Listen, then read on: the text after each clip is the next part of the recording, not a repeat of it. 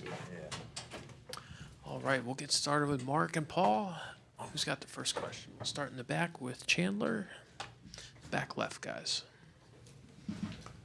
Hey, Mark. All things being equal, I'm sure you would prefer this not to be the only time you'll pitch Tarek Skubal in this tournament. But just knowing that that's the case going in, like, how does, I guess, what are the emotions with that, knowing that, you know, you're going to get to use him tonight, but it is the only time you're going to get to use him in this tournament? Yeah, I think it's great for the game of baseball. I'm appreciative that Tarek wants to be a part of this. I totally understand the situation he's in. Yeah, I'm fired up to see him go out on the mound. Same thing. Equal importance, though, is trying to get some of our relievers out on the mound as well. These guys need to be built up for the season, so we'll kind of monitor it. Clay Holmes has got to get some pitches as well, kind of following Tarek. So, yeah, there's a whole jigsaw puzzle to this, but certainly proud that Tarek's here. Go next to David here on the right. Hey, Paul, just what's it going to be like for you to get to pitch back-to-back with Tarek? You know, both the Cy Young winners going 2 games in a row. Yeah, it's going to be a pretty cool experience. I'm glad to share the dugout with him. I'm glad to watch him tonight. Yeah, and hopefully he gives us a really good start that I can build off of. And what do you think it's going to be like for the fans who just don't get to see 2 Cy Young winners pitch together like that, basically ever? That's what All-Star games and World Baseball Classics are for, and certainly that's what World Baseball Classics are for. Now that we have that, so it's good. It's good for the tournament, and hopefully in 2029 it's the same thing. Go to the second row on your left, guys. Hey, Paul, this is for you. Going to pitch against Team Mexico, knowing USA, Mexico, big rivalry, a lot of fans are going to be energetic. What about for you? What's the excitement going in headline to pitch that game? Yeah, just getting to go out there and execute, face a good lineup. Obviously, it's going to be a big atmosphere, and it'll be a good chance to to see where I'm at too. But biggest thing is just going out there and executing. So looking forward to it. Go to the second row on your right, guys. This is for Mark. All your hitters are obviously very smart baseball minds, but what makes Alex in particular a very bright hitter? It seems like he is studying like none other. Yeah, it's funny. He's like the pseudo-hitting coach in there, kind of adding on to Sean Casey and Matt Holliday. Special guy. Had a chance to get to know him since 2017. Brian McCann's one of the bench coaches on this team and won a World Series with him. And, yeah, he loves the game. He's got passion for the game. You saw his ABs. I think that was the beautiful thing about last night. It was, I believe it was like 17 walks and 2 hit batsmen. These guys don't give in. 3-1 counts. You got to come over the heart of the plate or they're not swinging. They're willing to pass the baton. And that's kind of what I was trying to build with the lineup. It's just constant quality of at bat kind of building off each other. It's just constant traffic on the bases. Far back on the left, Chandler.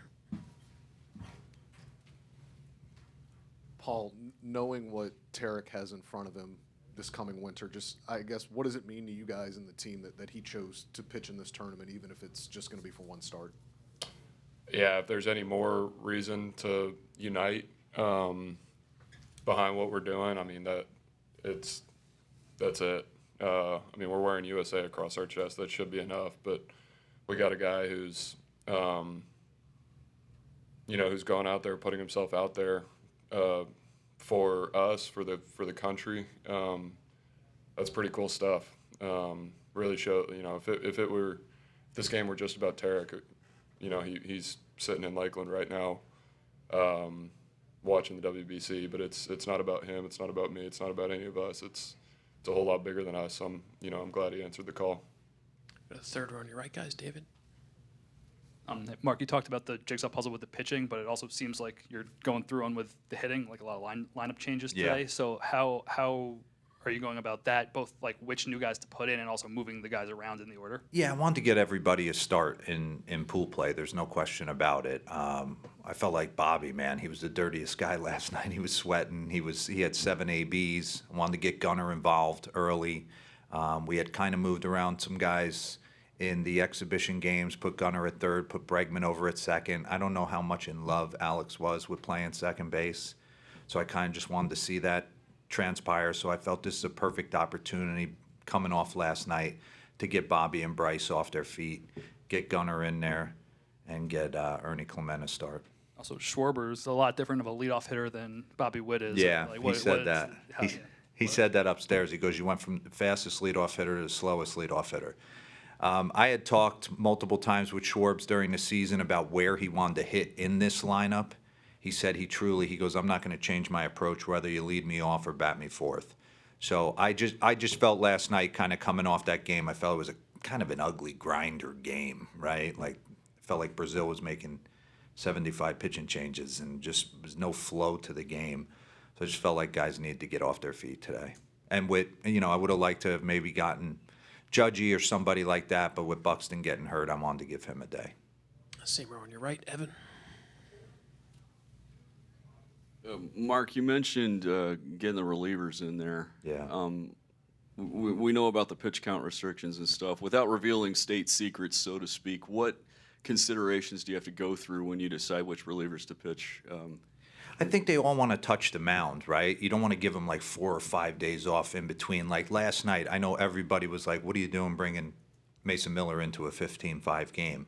But they weren't out there in the outfield when I had a conversation with him during batting practice where he's like, hey, I need to touch the ball tonight if you want me ready for Mexico, right? Like there's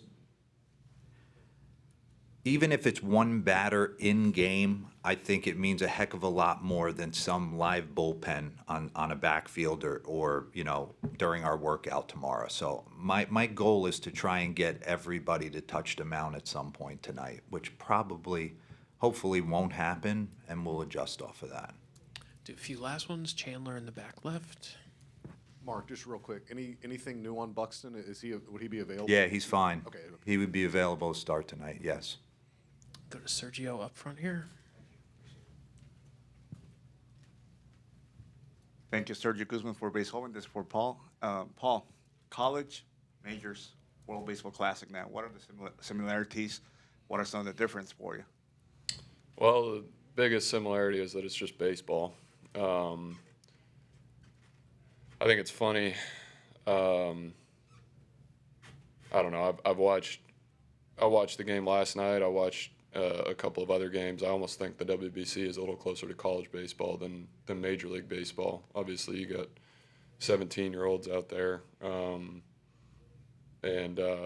you got 43-year-olds out there too. It's kind of a good mix, but just seeing how guys play the game, the enthusiasm, the energy in the clubhouse, in the dugout, on the field, in the stands, everything reminds me a lot of college in some ways. So,